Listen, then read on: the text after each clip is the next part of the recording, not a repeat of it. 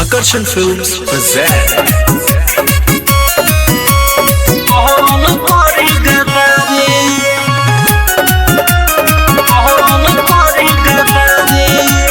Music by Rajesh Sahni। हमनी के यारी टूटी ना सातो जन्म रे छूटी ना सुनता छोटी ना हमनी के यारी टूटी ना सातो जन्म रे छूटी ना जति हमनी के यारी रे जति हमनी के यारी रे पसराहन चमरन से यारी तो कहम करी गदारी पसराहन चमरन से यारी तो कहम करी गदारी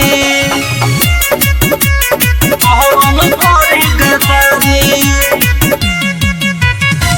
पसराहन चमरन से यारी तो कहम करी गदारी हंसती जहावानी पा आँखिए निकाल दे हम ओहो कहत खूनावा माटी में मिला दे हम करी गदारी हंसती जहावानी पा आँखिए निकाल दे हम ओहो कहत खूनावा माटी में मिला दे हो जाई मोहर जवन कहरे रंगधारी रे पसरन चमरन से यारी तो कहम करी गदारी पसरन चमरन से यारी तो कहम करी गदारी कहम करी गदारी पसरन चमरन से यारी तो कहम करी गदारी पहर जाई भारी ओकर बजरी सतावा